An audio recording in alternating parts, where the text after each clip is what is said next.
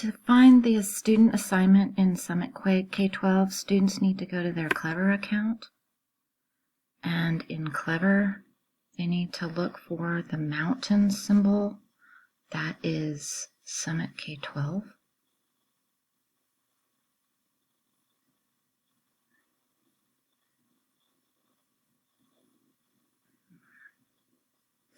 They click on Summit K12, and it will take them automatically to their group that they're in. It should look like this with a circle. They click on the circle. Then they're going to go to For Telepass Readiness over here on the right, and they're going to click on Listening. Not speaking. Usually they click on speaking, but today they're going to do listening.